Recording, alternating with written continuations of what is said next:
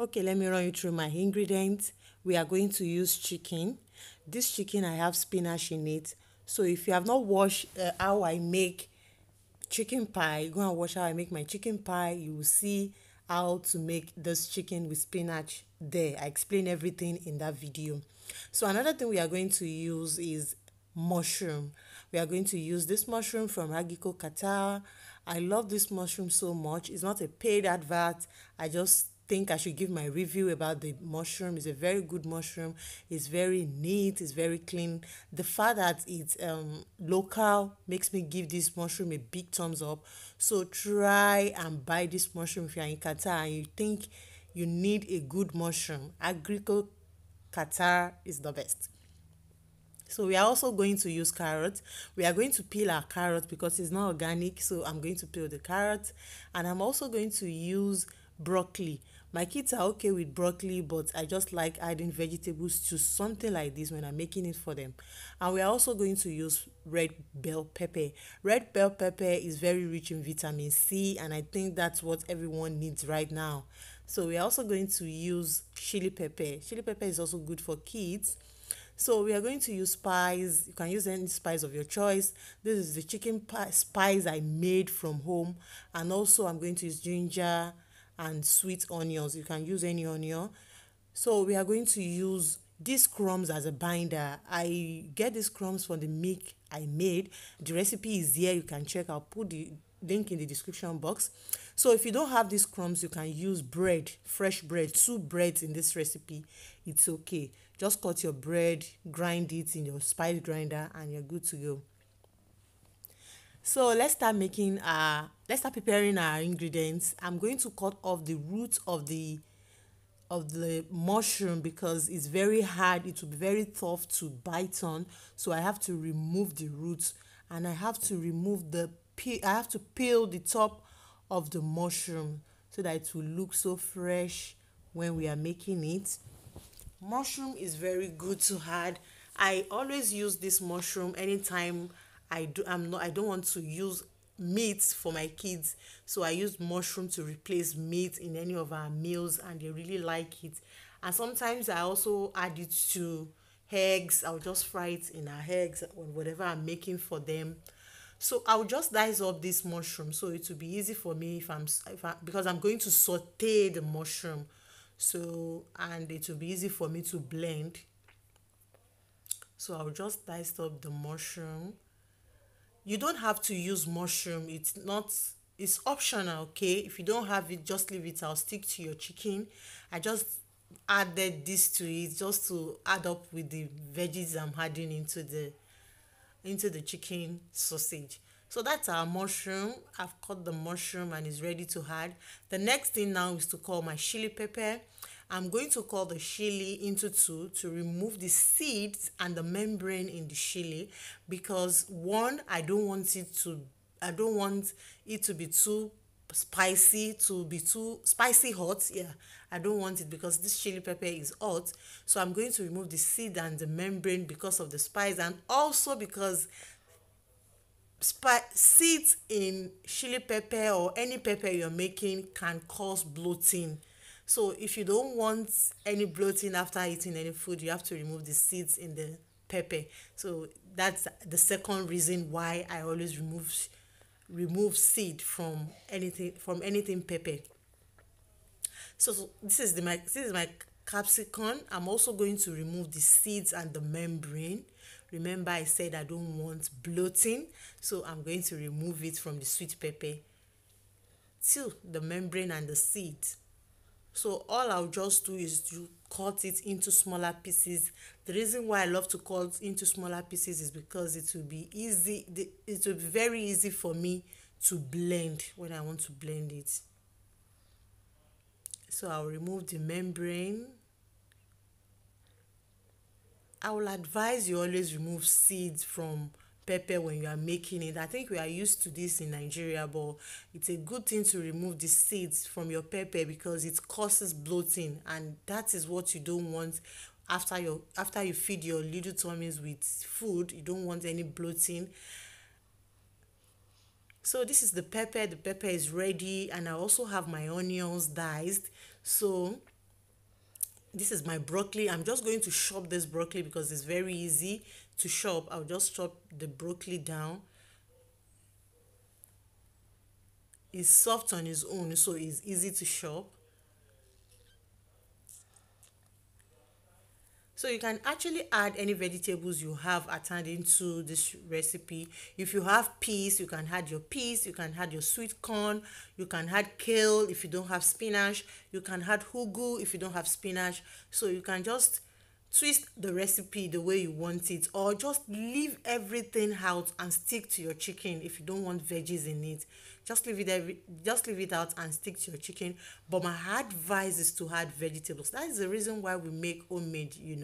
So always add vegetables is another way of serving vegetables to your kids without them knowing, or is another way to add vegetables to their meal. Like this sausage meat is very good. I use it in anything. So if I'm making something for them, that means I'm having vegetables in whatever I'm using this sausage meat for.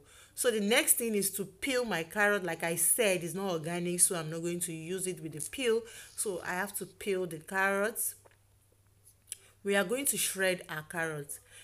I'm going to shred it with the big side of my shredded whatsoever. So I'm going to use the big side. If you are making this for a picky eater, I will advise you use the smaller size so that the carrots will not be visible. If you have the kind of eater that will pick out the vegetables from their meal, try to grind all these vegetables with the chicken so that everything will blend together.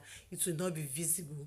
So this is my ingredients. We are ready to go. As you can see, I have egg in there, but I did not end up using that egg because something happened, so I didn't use that egg. If you think the mixture is so thick, you have to use egg to thin it down. But if your mixture is so moist, you don't need to thin it down with your egg. So here I have a sauteed mushroom. I just sauteed my mushroom and onions with coconut oil, and that is it in the blender. So I added my broccoli. Now I'm going to add the pepper inside, and I'm going to blend all this together just to break it down. I would not like to make it chunky, so I just want to break it down. So we are ready to make our sausage, our chicken sausage. Okay, so we are ready to make it, and I have my glove on because I'm going to handle raw chicken. So that's my chicken. I'll be adding my chicken into a large bowl. Just press it down. So if you, as you can see, my what is it called, my mixture is very thick here. Is because I didn't allow any liquid into the chicken. I just squeeze out the water from a little bit of water from the spinach before I added it to the chicken, so that there will be no liquid. As we all know that spinach always bring out liquid. So that's what I just do. And don't throw away that liquid, is very good for smoothie. So here I have my mixture. As you can see, my mixture is already moist. It's very, very moist. So I don't need any egg again. That's why I said I always have the egg at the side if I'm going to use it, or if I'm not going to use it, I always put it at the side.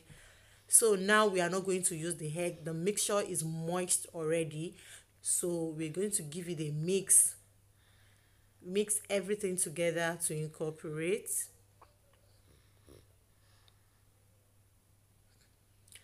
Homemade is the best. Making things like this at home is the best. And this I make in large quantity, so all I do is just to freeze and keep it in my freezer. Anytime I need it, I'll just bring it out and use it. I don't always use it for sausage roll alone. Like I said, I use it for different kind of things. So as you can see, it's ready to use like this. So I'm going to add my spice. We have the chicken spice I made from home. You can use seasoning cubes if you want to. So I add my salt into it, and I'll give it a mix. So the next thing now is to add my carrots. Like I said, if you have a picky eater, don't do your carrot like this. Make sure it's very, very small so that it will not be visible. If it's visible, your picky eater will not take it. Yeah, your picky eater. My kids are okay with with vegetables, so I always make it big in anything I'm adding it to. So this is the crumbs I'm talking about. I'm going to add the crumbs into my mixture. If you don't have this crumb, just use bread, two sliced bread, grind it together, or you can grind it with your chicken in the grinder so that it will bind easily. That is the reason we have to use bread. So you can see that this chicken sausage is a full meal on its own. It adds carbohydrate, it has protein, it has vegetables. So it's a meal on its own. So it's something you should make yourself, which you are not going to get from store bought sausage. So as you can see that it's very watery. Oh, as you can see that it's very moist, very, very moist. So that is what we want. We don't want it too moist and we don't want it too hard. So all I'll just do is get a parchment paper, put my sausage, chicken sausage on it, and try to shape it into a long shape because we are using it for sausage roll. But if you don't have a parchment paper, you can always use a cling film. I think, yeah, you can use that, and you can use. I will not advise you use foil because it's not good for the health. So it's not good for the body. So you don't use foil. So I always use parchment paper. So I just put it in my parchment paper and I pat it down, make it a long shape. So you make it long because we are using it for sausage roll. So we have to make it long. If you are not going to use it for sausage roll, you can shape it in smaller pieces, but I prefer it this way. So I'm making it. So I'm going to shape it very well and I'm going to roll it into the paper because it's going into a freezer. We are going to freeze it before we use it.